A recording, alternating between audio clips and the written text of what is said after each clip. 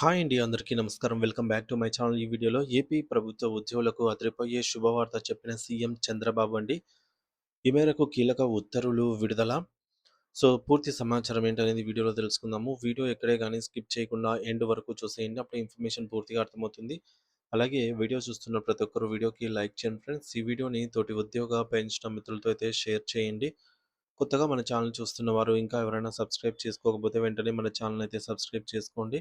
Subscribe చేసుకోవటం వల్ల నేను చేసే ప్రతి ఒక్క వీడియో మీ వరకు రీచ్ అవుతుంది. ఇక ఆలస్యం చేయకుండా వివరాల్లోకి అయితే వెళ్ళిపోదాము. ఫ్రెండ్స్, ఇక విషయానికి వచ్చినట్టయితే ఆంధ్రప్రదేశ్ రాష్ట్రంలో పనిచేస్తున్నటువంటి వేలాది మంది ప్రభుత్వ ఉద్యోగుల జీవితాల్లో వెలుగులు నింపేలాగా ముఖ్యమంత్రి శ్రీ నారా చంద్రబాబు నాయుడు గారు ఒక అత్యంత సానుకూలమైనటువంటి మరియు చారిత్రాత్మక నిర్ణయాన్ని ప్రకటించారనమాట. కొన్నేళ్లుగా తమ భవిష్యత్తు గురించి పదవి విరమణ తర్వాత అందేటటువంటి ఆర్థిక భద్రత గురించి ఆందోళన చెందుతున్న సిపిఎస్ ఉద్యోగులందరికీ కూటమి ప్రభుత్వం ఒక భారీ శుభవార్తనైతే అందించింది అని చెప్పొచ్చు. ముఖ్యంగా తమను కాంట్రిబ్యూటరీ పెన్షన్ స్కీమ్ సిపిఎస్ నుంచి మినహాయించి పాత పెన్షన్ విధానం ఓపీఎస్ పరిధిలోకి తీసుకురావాలని దశాబ్దాల కాలంగా అయితే ఉద్యోగులు ఎదురు చూస్తూ ఉన్నారనమాట. మరి ఈ మేరకు ప్రభుత్వం ఈ విధంగా శుభవార్త అయితే అందించిందనమాట.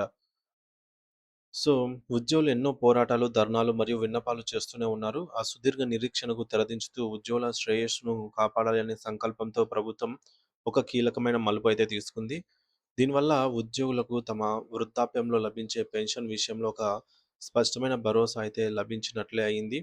మరి ప్రస్తుతం అమల్లో ఉన్నటువంటి విధానం ప్రకారంగా సిపిఎస్ పరిధిలో ఉన్నటువంటి ఉద్యోగులకు మార్కెట్ ఒడిదుడుకులతో అంటే ఈ మేరకు ఆహ్, ఎంత పెన్షన్ అనేది ఎంతొస్తుందనేది వారికి ఊహకు అందని అంచనా అనమాట. అంటే రిస్క్ ఎక్కువగా ఉండేది. మార్కెట్ ఒడిదుడుకులకు అనుకూలంగా కూడినటువంటి పెన్షన్ కాబట్టి, సో, దీనిని మార్చేసుకొని పాత పెన్షన్ విధానంలోకి ఒకసారి వన్ టైము షిఫ్ట్ అవ్వవచ్చనమాట. పాత పెన్షన్ విధానంలోకి మారేటటువంటి అవకాశం ప్రభుత్వం అయితే కల్పించింది. సో, ఈ మేరకు ఒక స్థిరమైన మరియు గ్యారంటీ కలిగినటువంటి ఆదాయం లభిస్తుందని చెప్పవచ్చు దీనివల్ల.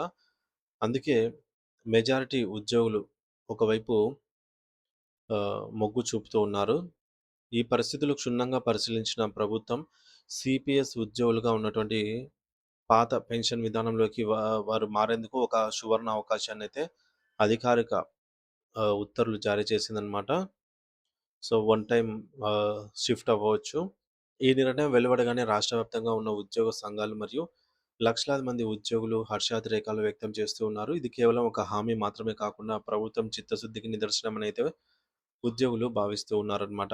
అయితే ఈ యొక్క కీలక నిర్ణయానికి సంబంధించి ఆంధ్రప్రదేశ్ ఆర్థిక శాఖ జీఓఎంఎస్ నంబర్ 53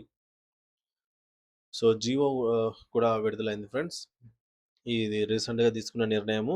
ఇప్పుడు కార్యరూపం దాల్చనుందనమాట. జియో విడుదల చేసింది ప్రభుత్వము. ఈ జియోలో ఉన్న నిబంధనలు మరియు అర్హత గురించి ప్రతి ఉద్యోగి చాలా క్షుణ్ణంగా అవగాహన చేసుకోవాల్సిన అవసరం అయితే ఉంది. ముఖ్యంగా 2004 సెప్టెంబర్ 1 కంటే ముందే ఉద్యోగ నియామకం ప్రక్రియలకు సంబంధించి నోటిఫికేషన్‌లు వెలువడి, ఆ తర్వాత వివిధ కారణాల వల్ల ఉద్యోగాల్లో చేరిన వారిని అందరికీ గూడా ఈ యొక్క పాత పెన్షన్ విధానానికి అర్హులుగా ప్రభుత్వం అయితే గుర్తించింది. అంటే రిక్రూట్‌మెంట్ నోటిఫికేషన్ 2004 సెప్టెంబర్ కంటే ముందే వచ్చి ఉండి, అపాయింట్‌మెంట్ లెటర్ ఆ తర్వాత అందుకున్న వారికి గూడా ఇది ఒక గొప్ప వరమనే చెప్పవచ్చు. ఈ యొక్క సాంకేతిక కారణాల వల్ల గతంలో వీరందరూ కూడా సిపిఎస్ పరిధిలోకి వెళ్ళాల్సి వచ్చింది.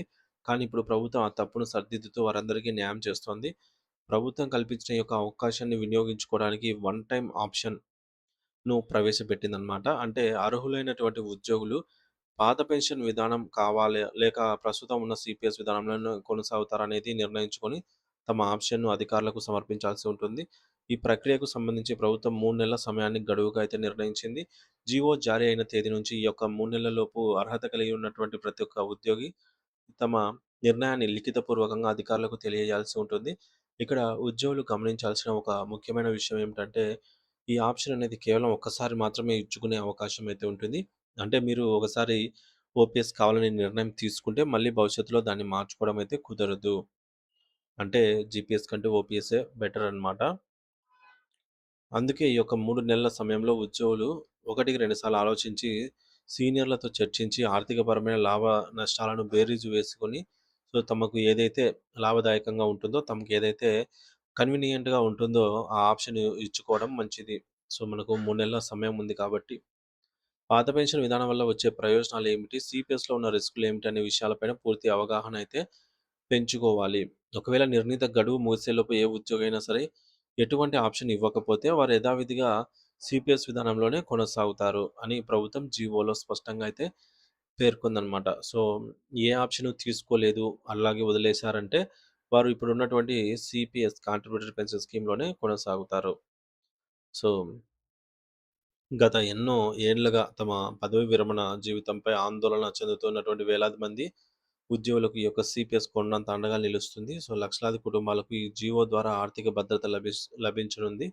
చంద్రబాబు గారు తీసుకున్న ఈ నిర్ణయం ఉద్యోగుల పట్ల ప్రభుత్వానికి ఉన్న గౌరవాన్ని మరియు బాధ్యతను చాటి చెబుతుంది. మరి సీపీఎస్ నుండి ఓపీఎస్‌కు మారటం వల్ల ఉద్యోగులకు పదవీ విరమణ తర్వాత వచ్చేటటువంటి పెన్షన్ రూపంలో వచ్చే ఆదాయం అనేది పెరుగుతుంది. ఇది వారి కుటుంబాలకు ఆర్థిక స్థిరత్వానికి ఎంతో దోహదపడుతుంది. రాష్ట్ర వ్యాప్తంగా ఉన్న అర్హులైన ఉద్యోగులందరూ ఈ అవకాశాన్ని సద్వినియోగం చేసుకోవాలనైతే ప్రభుత్వం సూచిస్తోంది ఫ్రెండ్స్. సో, ముఖ్యాంశాలు చూసుకున్నట్లయితే ఆంధ్రప్రదేశ్ ప్రభుత్వం సీపీఎస్ ఉద్యోగులకు పాత పెన్షన్ విధానం ఓపీఎస్ ఎంచుకునేదానికి వన్ టైమ్ ఆప్షన్ కల్పించింది. ఈ మేరకు జీవోఎంఎస్ నంబర్ 53ని అఫీషియల్‌గా విడుదల చేసిందనమాట. ఇందులో నిబంధన ఏంటంటే సెప్టెంబర్ 2004 సెప్టెంబర్ 1, 2004 కంటే ముందే నోటిఫికేషన్ వెలువడి, తర్వాత ఉద్యోగంలో జాయిన్ అయిన వారికి గూడా ఈ ఆప్షన్ ఎంచుకునేదానికి అర్హులవుతారు. సో, ఆప్షన్ సమర్పించడానికి ప్రభుత్వం 3 నెలల గడువైతే ఇచ్చింది ఫ్రెండ్స్. ఈ జీవో వెలువడిన తేదీ నుంచి గరిష్టంగా 3 నెలల లోపు ఈ ఆప్షన్‌ని అయితే ఎంచుకోవాలి ఓపీఎస్‌ని.